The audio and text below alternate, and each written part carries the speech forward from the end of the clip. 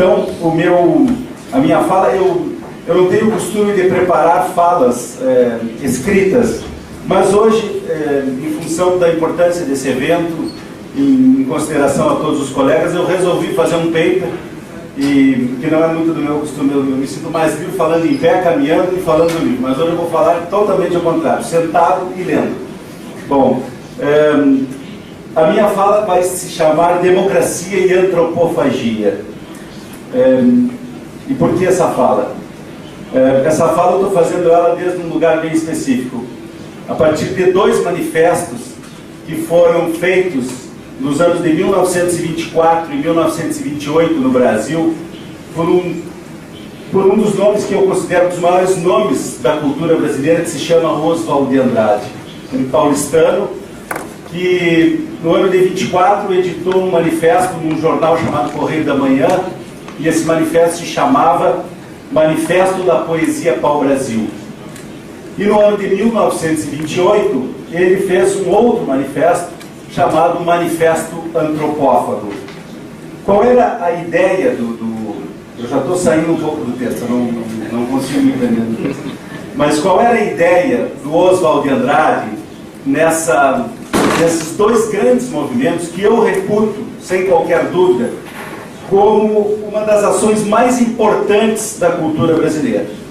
Eu começo essa fala fazendo uma citação, porque eu sou da área do direito, sou doutor em direito e toda a minha formação é jurídica, mas não me bastou o direito.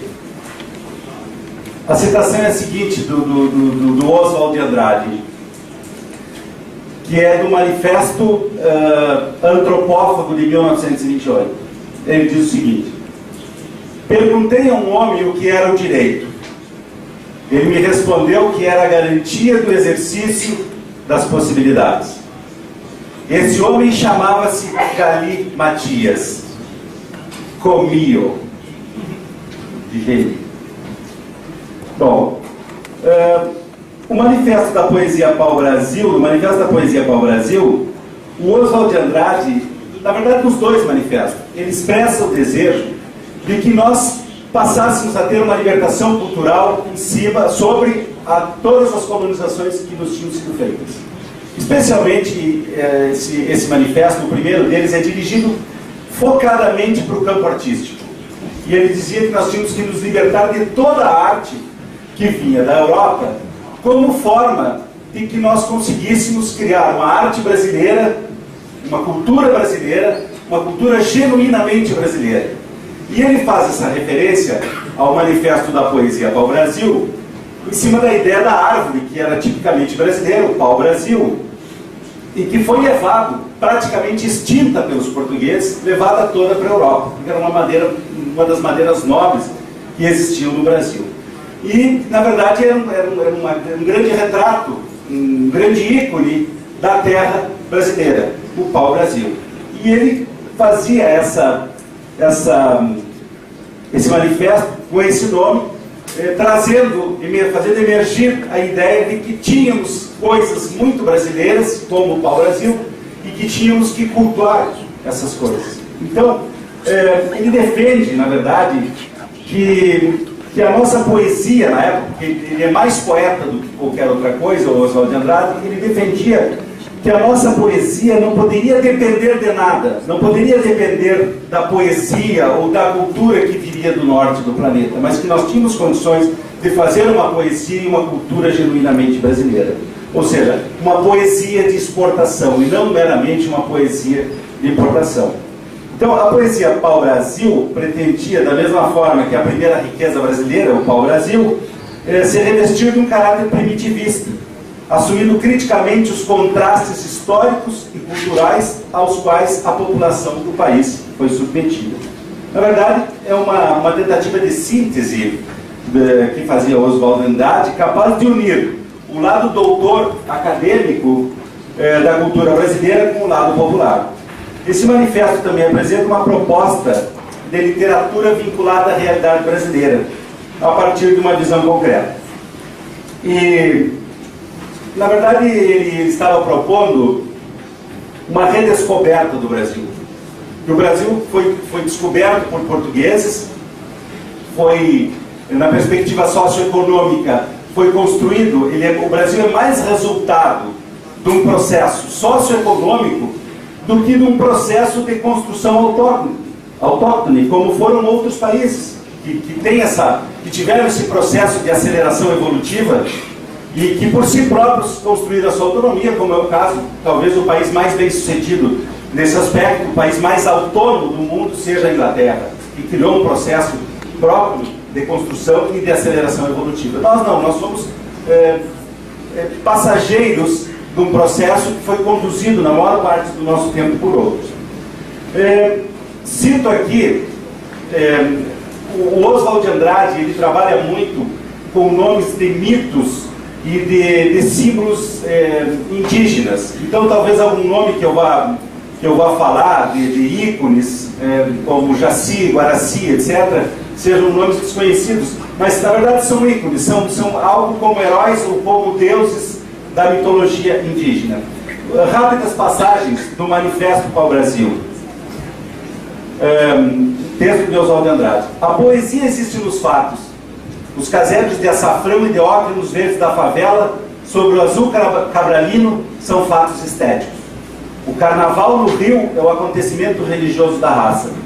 Pau-Brasil. Wagner submerge ante os cordões de Botafogo. Bárbaro e nosso. A formação étnica rica, a riqueza vegetal, o minério, a cozinha, o vatapá, o ouro e a dança. Toda a história bandeirante é a história comercial do Brasil. O lado do autor, o lado das citações, o lado autores conhecidos, comovente. Rui Barbosa, uma cartola na Senegâmbia. Tudo revertendo em riqueza, a riqueza dos bailes e das frases feitas. Negras de jockey, odaliscas no Catumbi, falar difícil. O lado do autor, fatalidade do primeiro branco aportado e dominando politicamente as selvas selvagens. O bacharel, não podemos deixar de ser doutores. Doutores, país de dores anônimas, de doutores anônimos. O império foi assim. Eruditamos tudo, esquecemos o gavião do penacho. Contra o gabinetismo, a prática culta da vida, engenheiros em vez de jurisconsultos, perdidos como chineses na genealogia das ideias. A língua sem arcaísmo, sem erudição, natural e neológica, a contribuição milionária de todos os erros. Como falamos, como somos. A reação contra o assunto invasor, diverso da finalidade. A peça de ideias é um arranjo monstruoso. O romance de ideias é uma mistura. Nenhuma fórmula para a contemporânea expressão do mundo. Ver com os olhos livres. Então aqui algumas citações para expressar bem a linguagem poética em que o Oswald de Andrade falava. O outro grande texto dele ao qual eu me refiro é o Manifesto Antropófago. Esse já é um texto mais político dele e que ultrapassava um pouco a ideia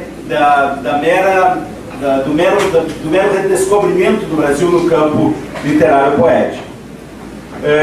O Manifesto Antropófago destaca um primitivismo como um signo de deglutição do outro, do moderno, do civilizado, do importado desconectado com a nossa realidade. Texto de Oswald de Andrade. Só a antropofagia nos une, socialmente, economicamente, filosoficamente. To be or not to be, that is the question. Contra as catequeses e contra a mãe dos gracos, só me interessa o que não é meu. Lei do homem, lei do antropófago. Aqui nesse texto, o Oswald de Andrade, ele utiliza muito dos mitos em sua irracionalidade, critica a história do Brasil, a consequência do passado colonial brasileiro, ao mesmo tempo em que ele critica a topia, a localização tópica de todo esse contexto colonial, ele cria um pensamento, um manifesto de pensamento de um horizonte utópico, no qual o matriarcado da comunidade primitiva substitui o sistema burguês patriarcal. Texto de Oswald de Andrade. Contra a realidade social vestida e opressora cadastrada por Freud, a realidade sem complexos, sem loucura, sem prostituição e sem penitenciárias do matriarcado de Pindorama. Pindorama é uma referência, inclusive, como os índios chamavam a nossa terra, que hoje nós chamamos Brasil. Então aqui o Oswald de Andrade, nessa fala do Oswald de Andrade, não se trata de opor pura e simplesmente a civilização moderna e industrial, de se opor à civilização. Antes, Oswald acredita que são alguns dos benefícios proporcionados por ela que tornam possíveis formas primitivas de existência. Por outro lado, somente o pensamento antropofágico é capaz de distinguir os elementos positivos dessa civilização, eliminando o que não interessa e promovendo, por fim, a Revolução Caraíba e seu novo homem bárbaro tecnicizado. Queremos, texto de Oswald de Andrade, queremos a Revolução Caraíba. Caraíba é uma expressão que é usada numa língua, para definir uma língua que era muito usada por várias tribos indígenas, uma língua caraíba. Queremos a Revolução Caraíba, maior que a Revolução Francesa, a unificação de todas as revoltas eficazes na direção do homem. Sem nós, a Europa não teria sequer a sua pobre Declaração dos Direitos do Homem. A Idade do Ouro anunciada pela América, a Idade de Ouro e todas as grãos. Mediante a oposição de emblemas culturais e símbolos míticos, o autor reconta de forma metafórica a história do Brasil, e com uma série de símbolos que, na verdade, participaram da usurpação brasileira, mas não de símbolos meramente estrangeiros, mas de símbolos também que se uniram a essa cultura estrangeira aqui no Brasil. O Oswald de Andrade vai falar de que nós não precisávamos, claro que, na verdade, não me entendo os estrangeiros, os europeus não me entendam mal com o que eu estou falando, na verdade, Oswald de Andrade estava trabalhando no excesso, no paroxismo, fazendo o grito que nós precisávamos para o colonialismo, para nos libertarmos do colonialismo, mas na verdade ele dizia que até mesmo a Revolução Industrial e alguns aspectos do industrialismo eram necessários para que nós pudéssemos construir a nossa cultura. Então, ele trabalha essa ideia do nosso passado emparelhado com as utopias vanguardistas. E ele dizia, já tínhamos o comunismo, os índios e ainda são comunistas. Já tínhamos a língua surrealista, que depois franceses como André Breton, Paul Éluard e outros, né, vão trazer como um grande movimento. Nós tínhamos a língua surrealista. O exemplo do que ele cita aqui de vários outros cantos indígenas, Catiti, Catiti, Imara Notiá, Notiá Imara e Peju, que traduzindo para o português significava lua nova ou lua nova, assopra em alguém as lembranças de mim. Coisas bem surrealistas que os índios já faziam. Bom, o que eu quero trazer com essa parte rapidamente inicial aqui da fala de Oswald de Andrade, tá? A ideia alegórica da antropofagia. Quando os portugueses começaram a chegar no Brasil, alguns índios do litoral comiam os portugueses porque não conheciam. E mantinham, com aquele ato, interpretado por Oswald de Andrade dessa forma, a pureza da raça indígena, da terra indígena e da cultura indígena. Era essa a ideia da antropofagia. Oswald de Andrade traz a antropofagia para o campo simbólico. Precisamos deglutir toda a cultura estrangeira e criarmos uma cultura nossa. Segundo depoimentos do próprio Oswald de Andrade, posterior à leitura do manifesto, do segundo manifesto, que foi feito na casa de um outro poeta chamado Mário de Andrade, a antropofagia foi um lancinante divisor de águas no modernismo brasileiro. Não apenas por causa do ato de conscientização que significava a descida antropofágica, o deslocamento do objeto estético, ainda predominante na fase pau-brasil, para discussões relacionadas com o sujeito social e coletivo, como também pelas opiniões divergentes que gerava e que é causa dos frutos dos desentendimentos entre os modernistas. A multiplicidade de interpretações proporcionada pela justaposição de imagens e conceitos é coerente com a aversão de Oswald de Andrade ao discurso lógico linear herdado da colonização europeia. Sua trajetória artística indica que há coerência na loucura antropofágica, em sentido no seu não senso. Contra a utopia de um país colonizado cultural e intelectualmente, a utopia de uma arte autônoma brasileira totalmente descolonizada. Bom, preparado isso, no campo da literatura e da poesia, que eu acho que é extremamente importante esse manifesto do Oswald de Andrade, eu passo para uma análise que vai para o campo do nosso pensamento jurídico, o nosso campo epistemológico. E especialmente para a questão da democracia. E eu começo com o seguinte título: se a democracia é a consciência do universo, Guaraci é a mãe de todos os viventes de Pindorama. Guaraci era uma entidade religiosa que os índios adoravam e que significava um substrato de união dos povos indígenas, ou seja, um elemento de amálgama dos povos indígenas em cima de um elemento espiritual comum. Os dois manifestos de Oswald de Andrade tinham um profundo foco estético-artístico, mas com alguns declives políticos. Creio fortemente numa atualidade de suas preocupações, que podem e devem ser facilmente estendidas para uma análise crítica de nosso pensamento político e jurídico, e para uma observação criteriosa de nossas instituições públicas, especialmente em razão dos grandes contingentes de excluídos que ainda temos em um país que, pelo menos no texto constitucional, é nominado como uma república e constituído como um Estado democrático de direito.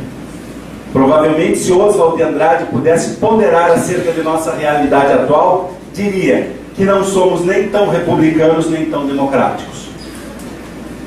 Por que penso assim? Nossos importadores de consciência enlatada trouxeram ideias e funcionalidades da democracia europeia e americana do Norte, em todo o seu conjunto de sublimações antagônicas à nossa realidade. Aderimos, sem maiores controvérsias, a uma consciência universal democrática criada a partir de alguns processos históricos que se globalizaram desde realidades sociais e políticas bem específicas vividas por alguns povos, que por processos de aceleração evolutiva, utilizo aqui a expressão de Darcy Ribeiro, construíram suas autonomias e passaram a influenciar sobre os mais variados aspectos o restante do planeta em movimentos reflexos de atualização ou incorporação histórica. É inevitável, neste aspecto, concordar com este antropólogo brasileiro para quem as teorias modernas de alto alcance histórico, embora se prestem para descrever a progressão das sociedades europeias, de cuja história foram inferidas, não se aplicam, senão de modo forçado, a outros contextos. E aqui me refiro especificamente à questão da democracia. No Brasil, nós importamos 3 parâmetros de democracia que vieram do norte do planeta. E não só para o Brasil, mas para toda a América Latina. Primeiro, trouxemos a democracia liberal do século XVIII, nos moldes propostos, por exemplo, por franceses como Benjamin Constant, e junto com essa proposta de democracia, que tinha sido um movimento histórico dos burgueses, veio junto a proposta dos burgueses de afirmação econômica. Qual era? A democracia censitária. No Brasil, em 1824, na Constituição de 1824, alguns indivíduos que tinham renda, e renda alta, não era renda baixa, só eles poderiam ter acesso aos grandes cargos políticos. Trouxemos, na década de 30 do século passado, com a derrubada da República Velha, importamos pela mão de Getúlio Vargas as democracias nacionais socialistas da Europa. E que na mão de Getúlio Vargas, me perdoem alguns gaúchos, né? Eu também sou gaúcho, na mão do Getúlio Vargas ganhou contornos totalitários. Getúlio Vargas foi um grande ditador, foi um homem que pensou alguns aspectos sociais da sociedade brasileira, mas foi um grande ditador.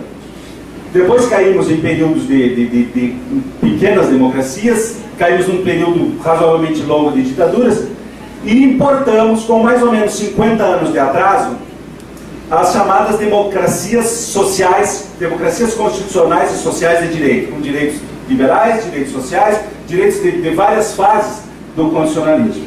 Muito bem. Entretanto, jogamos todos esses modelos dentro de uma sociedade que tinha laços com o passado de uma dominação colonial violentíssima. Ainda temos substratos e elementos desse colonialismo. E falo isso e me refiro mais especificamente a 2 aspectos. Primeiro, quando importamos há 25 anos atrás a democracia social de direito, democracia constitucional social de direito, de modelos como a Alemanha, como Espanha e como Portugal, trouxemos junto o pensamento europeu. O que eu quero dizer com isso? No Brasil, o constitucionalismo não produziu nada de novo. Os nossos democratas, especialmente aqui estou me referindo aos juristas, os nossos juristas de plantão, os nossos constitucionalistas, os nossos democratas não produziram nada de novo. Apenas repetiram um pensamento europeu. E a grande moda que existe no Brasil hoje, entre os constitucionalistas e entre os democratas, no campo dos juristas, é dizer: eu sou habermasiano, eu sou heideggeriano, eu sou gadameriano, eu sou lumaniano, eu sou ferrajoliano e eu não sou nada brasileiro, porque nós não produzimos um pensamento brasileiro. Me perdoe que nessa casa deve ter alguns também. Tá? E eu não tenho o menor pudor em dizer isso, porque conheço bem de perto o que está se fazendo. Não produzimos absolutamente nada de novo. Mantivemos enormes distorções que existem no país, e a nossa democracia, pelo menos no que toca em relação aos juristas, os juristas estão mantendo um status quo que vem se repetindo há muitas décadas no Brasil. Em outras palavras, usando uma lógica de Lampedusa, as coisas mudaram para continuar mais ou menos como sempre foram. O que me parece importante aqui? O establishment jurídico hoje, do pensamento jurídico, não mudou muita coisa no país. Estamos lutando, eu não vou me incluir porque eu não faço parte do establishment jurídico, mas os que fazem parte do establishment, que ocuparam esses lugares do poder, estão lutando por manter todos os lugares coloniais, diríamos assim, que a nossa sociedade possui. As mulheres, aonde estão na representação política? Muito poucas. Os negros, aonde estão? Os índios, aonde estão? E aqui retorno ao meu assunto original, que eram os sistemas políticos. Por que estou falando isso? Estou falando isso porque na semana passada foi aprovada uma proposta de emenda constitucional que eu julgo da mais alta importância antropofágica na sociedade brasileira. A sociedade brasileira está começando um processo antropofágico. E a muitos está doendo, porque estamos comendo a própria carne colonial. O que eu quero dizer com isso? Foi aprovado na semana passada uma proposta de emenda constitucional em que se marcam lugares no parlamento para os negros. Negros e pardos, ou seja, afrodescendentes, que compõem mais de 51% da população brasileira, tem hoje menos de 8% na representação política do país. Ora, mas que democracia é essa? Somos todos iguais perante a lei, mas uns mais iguais do que os outros. Para os brancos que vieram nas ondas colonizadoras europeias, todos os espaços políticos. O que é isso? Isso é a nossa tradição colonial. Para os negros e para os índios, que foram queimados como carvão humano na construção do Brasil, nada. 8% no máximo para os negros e para os índios nada. Sabe quantos deputados federais tivemos na história brasileira? Índios, um deputado. Mário Juruna, que virou na história brasileira uma figura caricata na política, porque não teve condições de exercer o seu mandato. Não tinha condições culturais, não tinha suporte para exercer. Temos hoje no Brasil aproximadamente 1 milhão de índios e não temos um representante. As mulheres, que são mais de 50%, tivemos que fazer uma cláusula para as candidaturas políticas para que elas possam ter 30% das candidaturas. Porque a nossa sociedade patriarcal colonial não dá acesso às mulheres. Faço toda essa volta para chegar, saindo de Oswald de Andrade e chegando nessa questão que eu julgo da mais alta importância, porque nós juristas não fizemos nada para tornar o nosso pensamento e a nossa democracia uma democracia independente. Oswald de Andrade diria: a nossa independência ainda não foi proclamada. Frase típica de Dom João VI: meu filho, põe essa coroa na tua cabeça antes que algum aventureiro o faça. Expulsamos a dinastia. É preciso expulsar o espírito bragantino, as ordenações do rapé de Maria da Fonte. Precisamos nos antropofagizar. Precisamos comer a nossa própria carne. E creio que quando surge uma emenda constitucional que coloca uma divisão da representação política, em que os negros sempre tiveram 500 anos de Brasil numa condição subalterna e dominada, quando isso aparece, me parece que o processo antropofágico está lentamente começando na sociedade brasileira. Precisamos evocar Guaraci, precisamos evocar Jaci, para que também isso seja feito aos índios. Porque, como diria Mário de Andrade, e eu fecho com uma citação dele, ampliando-a um pouquinho, só a antropofagia nos une, socialmente, economicamente, filosoficamente, politicamente e democraticamente. Muito obrigado.